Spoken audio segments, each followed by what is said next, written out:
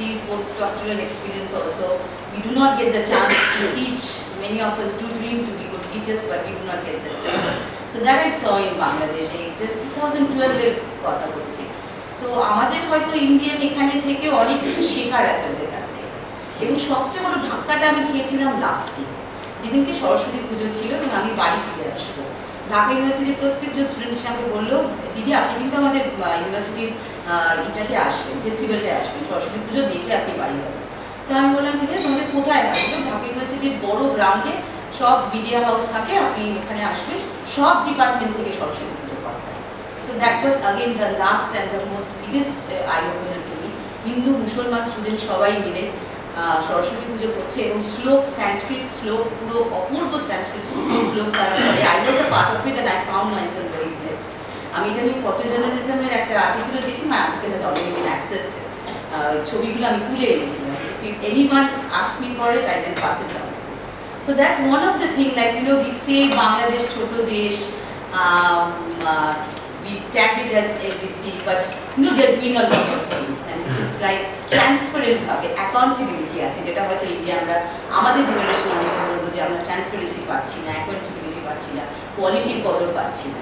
So that's one point. And the second point is that India, Bangladesh and UN niye like all the experts here, those who have been talking about UN's problem, yeah, it is a huge problem. But from the Indian side, I just want to bring your attention to a small initiative that Indian schools are doing right now through Model United Nations. Like I have seen some of the schools have been participating in some of their programs, and enthusiastically they are doing this thing, which might be something like the UN in Bangladesh can take up. If they are doing, and we can cooperate between ourselves, that can be a huge thing for us, which can call for a lot of media attention and public attention. And the third and the last point is like on general international relations.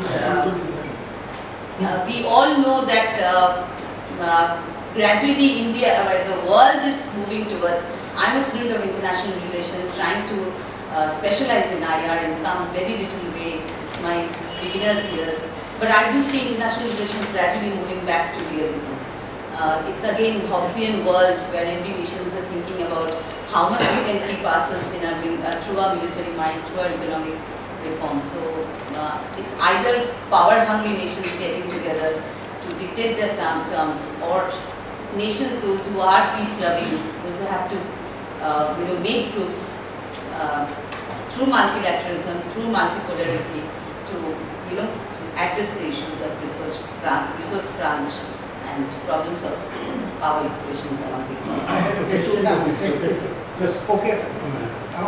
Sir, আমি আমাকে address আমাকে বলুন না, বারবার আমি অডিয়েন্সের বলছি।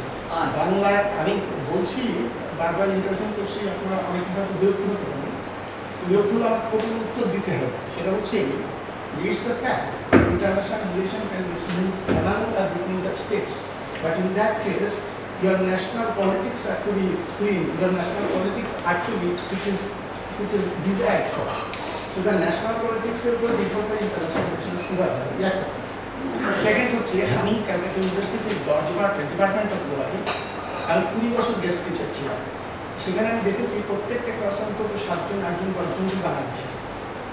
সুতরাং আমাদের ছাত্র পারমিশন নিয়ে এসছি।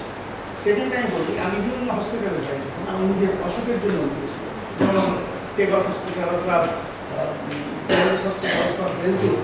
সেখানে গিয়ে দেখি যে লট অফ বেঙ্গলি পেশেন্টস। সুতরাং আমার বিশেষ বন্ধু নাম হচ্ছে মেজর আরিফিন, এখানে সে এসছে, আমাকে বিশাল বই দিয়েছে কতগুলো।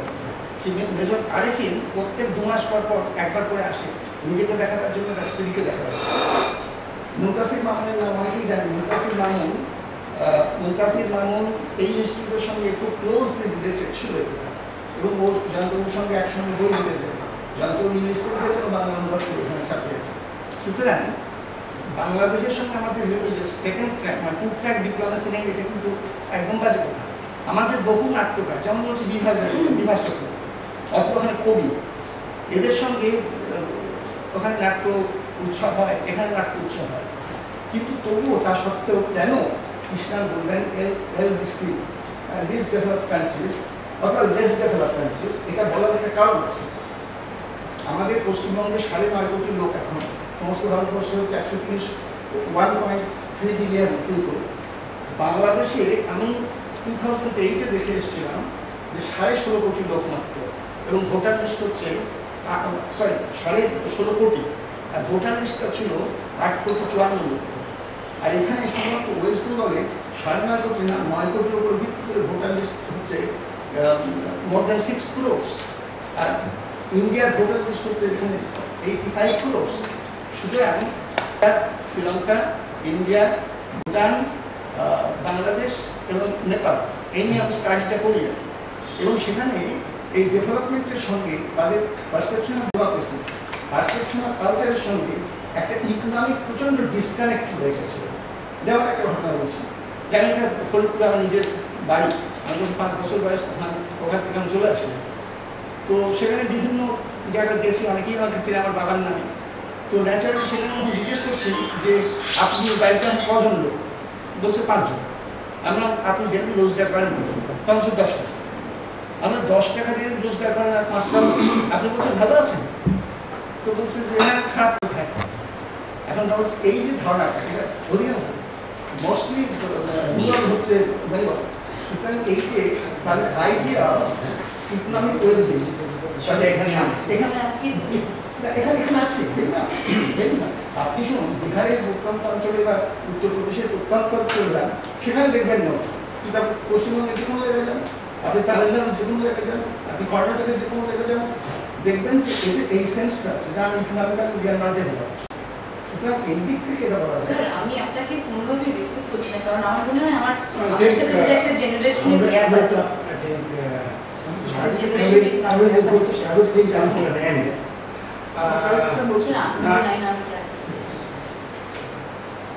I think only our guest, if he has got to respond to anything, I'll request Dr. Sahib, and then after that we will close the lecture. 47-এর পরে ভারতে যে সুযোগটা এসেছে, বাংলাদেশে সেই সুযোগটা আসেনি 71 পর্যন্ত, because of the bad partner. কারণ আমরা 56 সালের আগে পাকিস্তান কোনো শাসনতন্ত্র করতে পারেনি। শাসনতন্ত্র করার আগে 54 সালে যেদিন নির্বাচন হয়েছে, তার 2-3 মাসের মধ্যে নানা রকম কথা বলে সেন্ট্রাল গভর্নমেন্টের শাসন জারি করে দেওয়া হয়েছে। 58 সালে যখন নির্বাচন হবে তখন মার্শাল ল দিয়ে দেওয়া হয়েছে। সুতরাং আমার হিসাবে পূর্ব পাকিস্তান অথবা পূর্ব বাংলায় 1947 থেকে 1971 পর্যন্ত 2টো নির্বাচন হতে পেরেছিল, একটা 54 সালে আর একটা হচ্ছে 70 সালে, এছাড়া কোনো নির্বাচনই হতে পারেনি। এখন যেই দেশে নির্বাচন হতে পারে না এবং যে দেশে নির্বাচনে জিতলে তাদেরকে ক্ষমতায় না দেওয়ার জন্য আর্মি অথবা ব্যুরোক্রেসি এবং আর্মি মিলে ক্ষমতা নিয়ে নেয়, সেখানে তো গণতন্ত্রের চর্চা করার কোনো সুযোগ আমাদের 71 সাল পর্যন্ত হয়নি। এটা হচ্ছে প্রথম কথা। দ্বিতীয়ত, শেখ মুজিবের শাসন যখন শুরু হলো, আমরা জানি যে কীরকম একটা ভয়াবহ পরিস্থিতি। সবগুলি ব্রিজ ভাঙা, আমাদের সমস্ত রাস্তা উপড়ে ফেলা হয়েছে।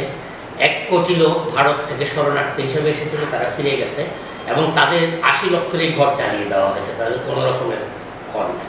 সুতরাং এই যে পুরনো তর্কটা, আমি খেতে না পারলে আমার গণতন্ত্র আসবে থেকে, অথবা মিনিমাম একটা অবস্থা না থাকলে গণতন্ত্র আসবে, তো শেখ মুজিবুর রহমান কিন্তু সেই সমস্যাটার মধ্যে পড়েছিল। সুতরাং ওনার ওইরকম একটা ওয়াইড গণতন্ত্র চর্চা করতে দেওয়ার মতো কোনো প্রেক্ষাপট ছিল না।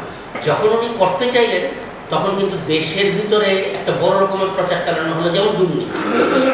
আমি আপনাকে বলি, সেটা হচ্ছে বলছে যে গাজী গোলাম মোস্তফা রেড ক্রসের চেয়ারম্যান ছিলেন, উনি 1 লক্ষ কম্বল বিক্রি করেছেন।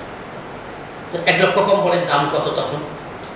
যদি 100 টাকা করেও হয়, 1 লক্ষ কম্বলের দাম হচ্ছে 1 কোটি টাকা। এখন আপনি বাংলাদেশ, ভারত, পাকিস্তান যে কোনো জায়গাতে যে কোনো একটা কেস ধরেন, ওখানে দুর্নীতির পরিমাণ হচ্ছে 500 কোটি টাকা কি 5000 কোটি টাকা।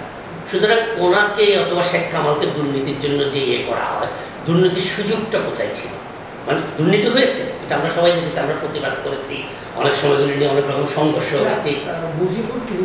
না, নিজের কথা বলছি না, আমি বলছি যে গাজী গোলাম মোস্তফা কম্বল চুরি করেছে অথবা শেখ কামাল ব্যাংকে গোল্ড ভেঙেছে। এটা আমার মনে হচ্ছে যে তখন যারা হেরে গিয়েছিল তাদের সংখ্যাটা কম ছিল না, তারা এটাকে একটা প্রচার হিসাবে নিয়েছিল যে তোমরা যাদেরকে গভর্ন করতে দিচ্ছ তারা গভর্ন করার উপযুক্ত না, তারা হচ্ছে চোর, দুর্নীতিবাজ ইত্যাদি ইত্যাদি। এবং এর সঙ্গে ইন্টারন্যাশনালি যারা হেরে গিয়েছিল, আমেরিকা, চায়না, সৌদি আরব, মিডল ইস্ট, তারাও কিন্তু যোগ দিয়েছিল, যার ফলে আমাদের এখানে একটা দুর্ভিক্ষ করাতে পেরেছিল। কারণ যে বছর দুর্ভিক্ষ ছিল সে বছর খাদ্যের জাহাজ যখন পৌঁছার কথা ছিল তার 3 মাস পরে পৌঁছেছে আমদানি করা খাদ্য। হ্যাঁ, ফ্লাড হয়েছে, ভীষণ ফ্লাড হয়েছে। শেখ মুজিব জরুরি অবস্থার এবং নকশালাইটরা তখন 2 বাংলা মিলে আমাদের এখানে একটা ভয়াবহ অবস্থার সৃষ্টি করেছিল, যার ফলে তো এই প্রেক্ষাপটগুলির ফলে আমাদের কিন্তু গণতন্ত্র গড়ে উঠতে পারেনি। এরকম সময়ে 74-এ এসে শেখ মুজিব ভাবছেন যে শুধুমাত্র আওয়ামী লীগ দিয়ে বাংলাদেশ চালানো যাচ্ছে না, সুতরাং উনি কিন্তু একটা ওয়াইডার প্ল্যাটফর্ম করার জন্য বাকশালটা করেছিলেন। কিন্তু বাকশালটা কিন্তু এখন মার্কড হয়ে গেছে একটা অটোক্রেটিক হিসেবে। কিন্তু ওনার চিন্তাটা ছিল ওই সময় জন্য ওনার বক্তৃতা ইত্যাদি আমরা করি, ওনার কথা হচ্ছে যে আওয়ামী লীগ আর দেশ চালাতে পারছে না, এই রকম সমস্যার মধ্যে পড়েছে, আমরা যদি একটা ওয়াইডার প্ল্যাটফর্ম করি, যার ফলে বাকশালের যে ক্যাবিনেট করা হয়েছিল সেখানে কিন্তু আওয়ামী লীগের বাইরে একজন ফর্মার ভাইস চ্যান্সেলর ছিলেন অর্থমন্ত্রী হিসেবে প্রফেসর মুজাফফর আহমদ। বলেছে যে কোয়ালিশনাল ওয়ান পার্টি সিস্টেম, কংগ্রেস ছিল না, আমি বলছি যে ওইটা করতে উনি বাধ্য হয়েছিলেন, কারণ আওয়ামী লীগ দিয়ে উনি চালাতে পারছিলেন না এবং ওনার উদ্দেশ্য ছিল যে আরো বড় প্ল্যাটফর্ম করা। কিন্তু আনফর্চুনেটলি ওইটা টার্ন হয়ে গেছিল একটা ওয়ান পার্টি সিস্টেম আর কি। তারপর তো উনি মারা গেলেন, প্রথম একজন মেজর জেনারেল আসলেন, তারপর একজন লেফটেন্যান্ট জেনারেল আসলেন, এগুলি করতে করতে 90 সাল, অর্থাৎ স্বাধীনতার পর প্রথম 20 বছর আমরা এইভাবে পার হয়ে গেল। আমাদের আসলে 90-র পর থেকে আমরা চেষ্টা করছি।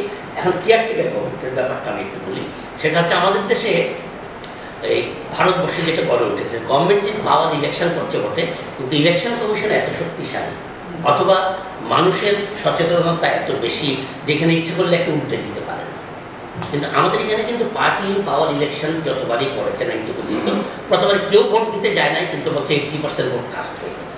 বিষয়টা আমাদের আর্মির লোকজন যখন পাওয়ারে থাকবে তখন এটা ঘটেছে। তো 90-তে যখন ইলেকশনটা করার প্রশ্নটা আসলো তখন কিন্তু বললো যে ইলেকশনটা কে করবে, কারণ এরশাদ ইজ নো মোর অ্যাকসেপ্টেবল, সুতরাং তার আন্ডারে ইলেকশন করা যাবে না।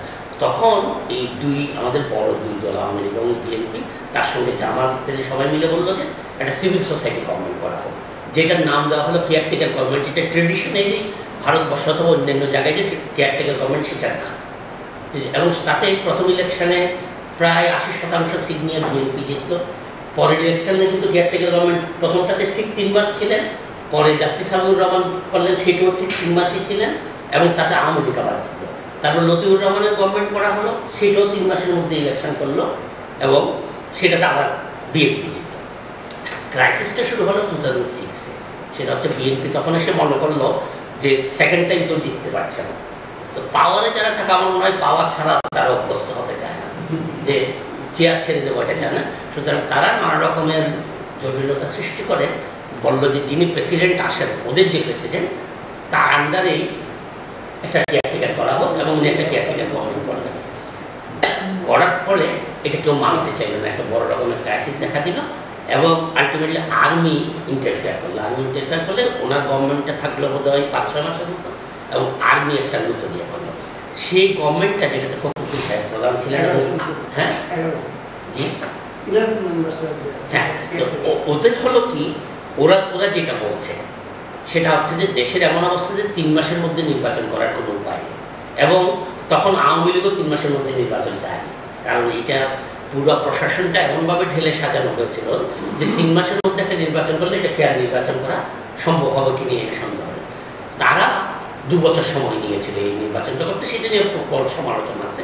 কিন্তু অমিয়তা যেটা বলছেন যে নির্বাচনটা ফেয়ার করেছে না, 27 হচ্ছে এখন ইয়াজউদ্দিন সহ ধরে, কিন্তু ফখরুদ্দিনের হচ্ছে 2 বছর প্লাস।